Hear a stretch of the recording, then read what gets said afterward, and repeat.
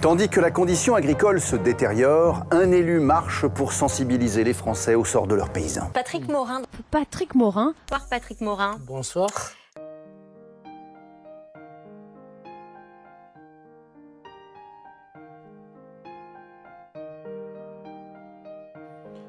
Muni de mon bâton, de mon béret et de ma parka rouge, j'ai décidé de prendre la route avec cet espoir fou que cela bouge. Parti le 10 février du Touquet. Une marche de près de 230 km entre le Touquet et le Salon de l'Agriculture à Paris. C'est le nouveau défi de Patrick Morin. Cet élu du Sud-Ouest veut sensibiliser sur le suicide des agriculteurs. Alors Patrick Morin, je vais rappeler votre périple. Vous êtes parti le dimanche 10 février du Touquet, c'est là où se trouve la résidence d'Emmanuel Macron pour ses vacances, la résidence estivale, pour rejoindre donc la porte de Versailles. Vous êtes arrivé hier jusqu'à nous et vous allez remettre au président demain les doléances des agriculteurs que vous avez rencontrés.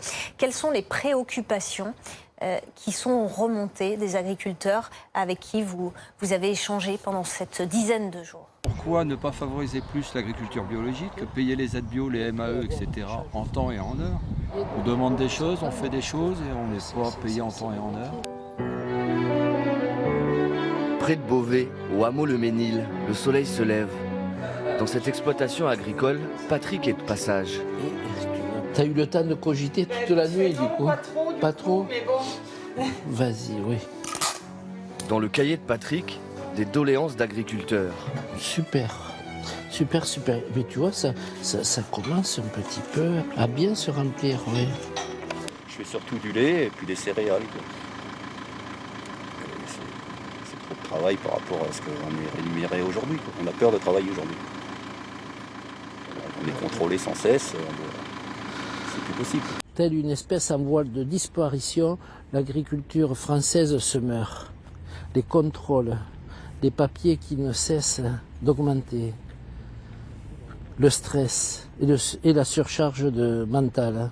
Une des causes de cette détresse, ce sont les difficultés économiques. Vous commenciez à en parler. Oui. Vous avez rencontré de nombreux éleveurs, notamment de vaches laitières, je crois, qui arrivent particulièrement pas à vivre de leur métier. Tous les 15 du mois, on est payé de notre lait et on est obligé de jongler pour savoir quelle facture on va payer en premier ou pas. C'est le moment de la traite, matin et soir. À bout de bras, seul, avec ses 45 vaches, il doit faire face. C'est une contrainte journalière. On a des êtres vivants à nourrir, à soigner si elles sont malades.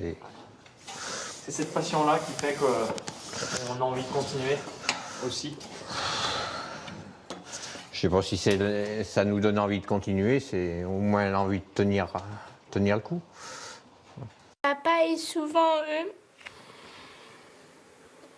je sais pas comment dire. Il est souvent au travail. On profite pas souvent de lui. C'est le cœur qui parle de l'ensemble des paysans qui écrivent, quoi. Avec des larmes. Hier, j'ai eu des personnes, j'en ai encore un petit peu le sentiment, quoi, qui ont écrit ça en pleurant.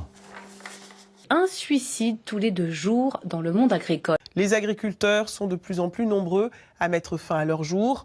Tous les 2 jours en France, l'un d'entre eux se suicide. Combien de suicides faut-il encore? Combien de parents, épouses, époux devront affronter ce drame pour que quelque chose se fasse? Camille a perdu son mari l'année dernière, 31 ans, qui s'est pendu. C'est très tabou dans nos campagnes de parler du suicide. Et j'ai été encore plus sensibilisée il y a 3 ans quand j'ai eu un collègue qui a fait une tentative de suicide. Cette personne, elle a eu un souci de santé. Puis elle était à bout physiquement, moralement, et puis elle ne voyait pas d'autre solution. Entre voisins, il n'y a pas forcément une entraide. Toutes ces difficultés, Jérôme les connaît bien. L'un de ses amis s'est suicidé. Il a changé la méthode de travail, il voulait plus s'occuper d'animaux, il voulait pas faire de vignes, il voulait faire des céréales. Il s'est mis à faire des céréales, malheureusement les cours de céréales se sont effondrés. Et là il s'est retrouvé dans une difficulté financière, et ça a été la spirale, mais ça a été très très rapide. Et il a fallu quelques semaines où il a pété un câble. Et puis, il a fini par se noyer dans sa voiture, mais des conditions affreuses. Des kilomètres pour alerter sur le suicide des agriculteurs, un tous les 2 jours. Tout le long de la route, plus aucun doute. Votre sincérité, votre fierté, vos larmes m'ont touché. Nourri de vos récits, je continuerai à marcher et à hurler ma colère, pour qu'enfin, des hautes sphères, vous soyez compris. Et après plus de 2000 km à pied à travers la France, Patrick Morin touchait hier son but, l'arrivée à Paris, et pas n'importe quelle date, le jour de l'ouverture du Salon de l'Agriculture. Il avait avec lui, dans son sac à dos, les témoignages qu'il a recueillis tout au long de son parcours. J'ai fait ces 250 km donc, pour aller à la rencontre de tous ces agriculteurs. Je dois avoir une centaine, 150 témoignages à peu près. Et pardon. Sur ces témoignages, l'agriculteur, on le voit, c'est redondant, veut vivre réellement de son travail. Il a besoin d'être reconnu de ce côté-là. Il va passer 18 heures par jour, 365 jours par an à peu près, quand il a du bétail. Et il se retrouve avec 350 € à la fin du mois. Pour vivre. Pour vivre, hein. C'est une catastrophe pour eux. Tous les témoignages que j'ai pu entendre, c'est tout à fait leur problématique. Ils veulent vraiment, réellement, et c'est l'appel au secours que je ferai au président de la République, ils veulent vivre réellement et non pas entendre parler de primes, mais le travail qu'ils font comme tout artisan, comme tout commerçant. Le nombre de suicides dans la population agricole française est accablant, jusqu'à en atteindre dernièrement 1 par jour. Une dure réalité que Patrick Morin affronte au quotidien.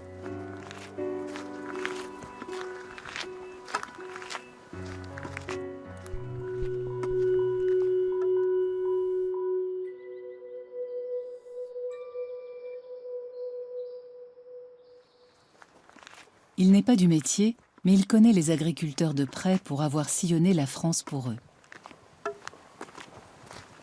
J'ai perdu mon meilleur ami qui s'est suicidé suite à une lettre qu'il avait reçue de l'huissier, qu'on venait lui saisir son cheptel. Et quand j'ai appris son décès, j'ai voulu savoir, j'ai voulu comprendre quand même. J'ai décidé de prendre mon bâton de pèlerin, ma parka et puis le sac à dos pour voir réellement ce qui se passe à la campagne. J'ai fait plus de 2000 km, je me suis arrêté chez les agriculteurs, j'ai pu les interroger, je dormais chez les agriculteurs. Alors c'est à partir de ce moment-là où j'ai pris vraiment conscience de cette grosse souffrance qu'ils ont et que je veux dénoncer maintenant. Patrick Morin a demandé aux agriculteurs d'écrire leur histoire. Il a recueilli près de 300 récits qu'il a transmis au président de la République. Emmanuel Macron, quand je lui ai remis mon cahier de doléances, a été très surpris déjà dans un premier temps de la réalité de terrain. Et il me dit, Monsieur Morin, mais c'est pas possible. Je lui dis, si hélas c'est possible, voilà ce qui se passe.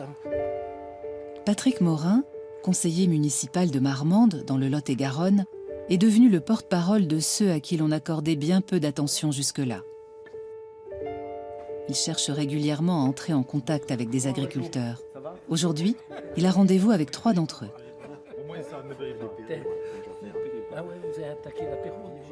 Marc Issali et Philippe Leramont ont créé une association d'entraide pour les exploitants agricoles au bord du burn-out.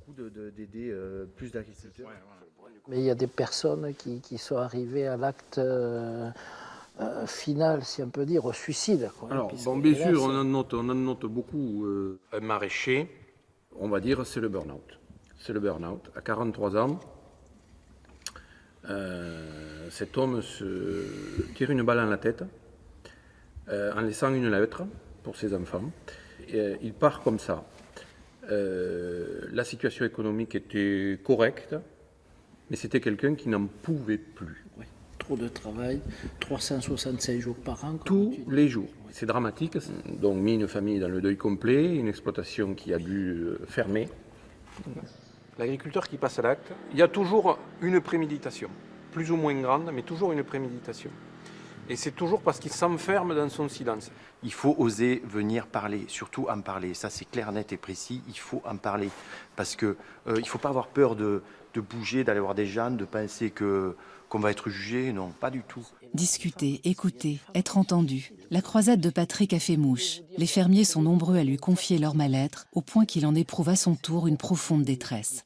Des personnes qui ont fait 200, 300 km pour venir me rencontrer pendant mes marches pour pouvoir parler de son mari qui s'est suicidé, de sa femme qui s'est suicidée.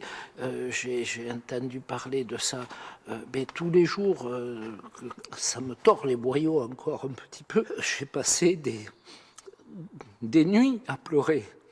Ça risque d'éclater un jour ou l'autre. Et il faut que vraiment le gouvernement puisse se rendre compte de l'état de nos paysans, je vais dire d'un tiers, même de la moitié des paysans qui sont en France, qui souffrent. À Marmande, Patrick Morin continue sa campagne. Il est décidé à faire bouger les choses sur le plan politique et a déjà rallié le maire, Daniel Banquet, à sa cause. Sur le marché hebdomadaire des producteurs locaux, Patrick se fait une idée de l'état d'esprit du moment. Ici, tout le monde le connaît. Dans le Lot-et-Garonne, l'agriculture est l'un des plus importants secteurs économiques. Et pourtant, même ici, de nombreuses petites et moyennes fermes ont déclaré forfait ces dernières années. Bien souvent, sans que personne ne reprenne le flambeau. Et c'est le fiston qui a repris Oui, il a repris, mais il va arrêter lui aussi. D'accord. Et puis il en a marre de l'agriculture. Il a tellement passé des heures et des nuits et tout ça. Qu'est-ce qu'il faisait comme production? Pommes de terre. Et les pommes de terre, bon, il y a des années, catastrophe, catastrophe. Quand on vendait la pomme de terre à 8 centimes. 8 centimes le kilo? Le kilo.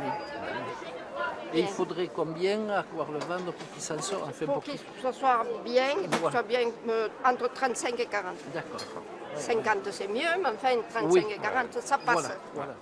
Le monde politique n'a pas encore trouvé de moyens efficaces pour endiguer la baisse des prix qui met les fermiers sous pression. Mais Patrick Morin et Daniel Banquet y travaillent.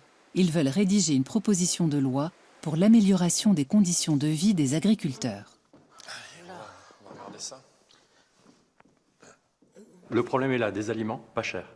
Donc, il est de notre devoir aujourd'hui, en tant que responsables territoriaux, d'imaginer un système qui permette de vivre pour l'agriculteur, c'est-à-dire une garantie de prix à la vente.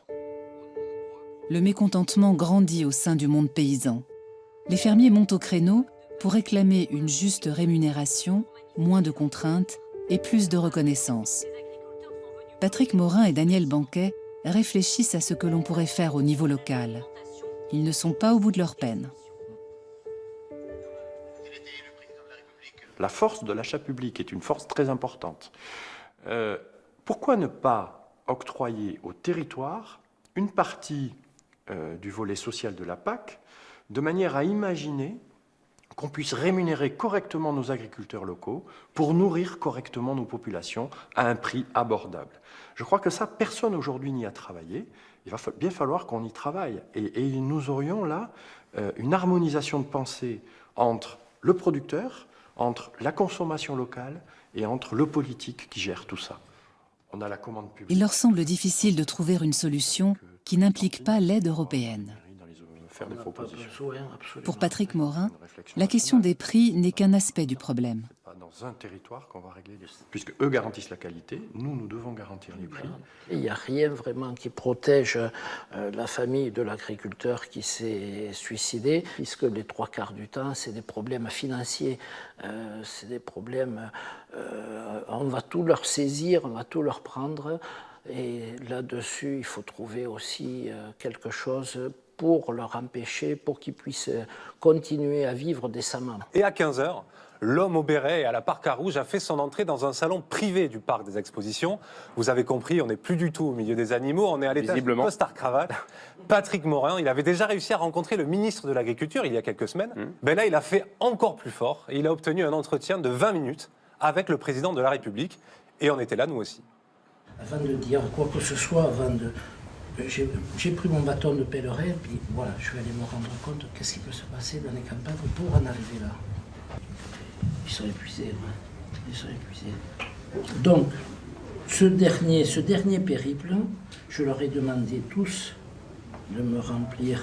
Eh bien, pourquoi? Donc ça vous est adressé. Celui que je cite, Camille, c'est une jeune personne de 26 ans. Son mari s'est suicidé l'année dernière de problèmes.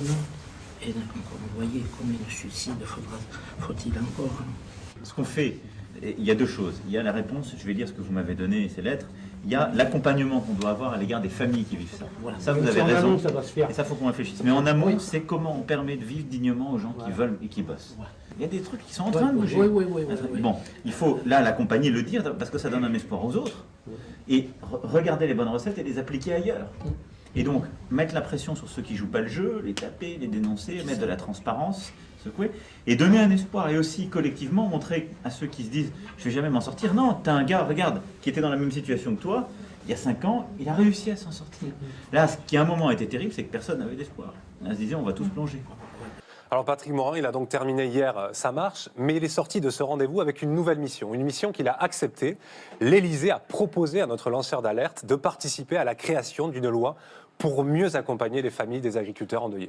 Et pour aider les familles endeuillées, Pat s'accompagne aussi au piano sur un CD 5 titres. Plus fort que le chant du cygne. Je ne suis pas Richard Klederman et je ne vais pas déchirer Instagram. Mais en hommage au sel de la terre, j'apporte en offrande ces quelques vers.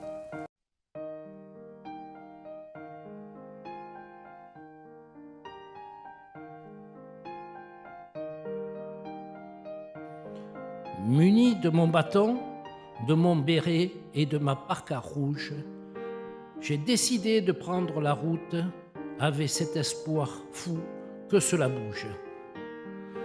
Mourir, s'abandonner au désespoir de ne pouvoir cultiver sa terre, nourrir ses animaux comme naguère le faisaient nos pères.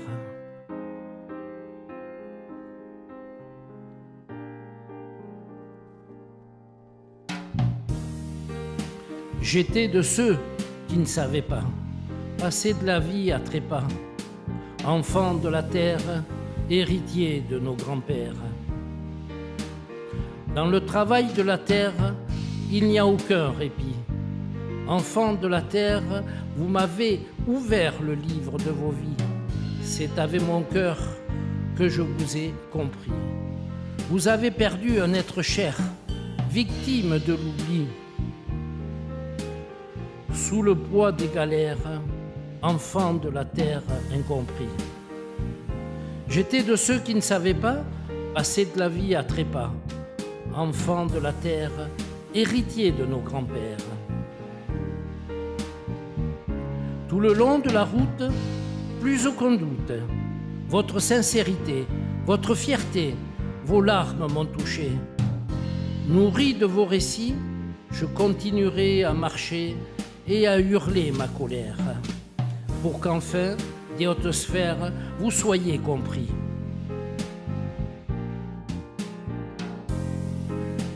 J'étais de ceux qui ne savaient pas passer de la vie à trépas, enfant de la terre, héritier de nos grands-pères.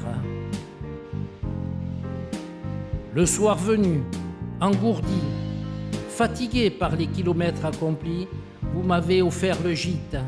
Vous m'avez offert le couvert. Vous m'avez confié le plus lourd secret de votre vie. Dans vos regards subsiste encore cet espoir de rester les dignes héritiers de votre terre.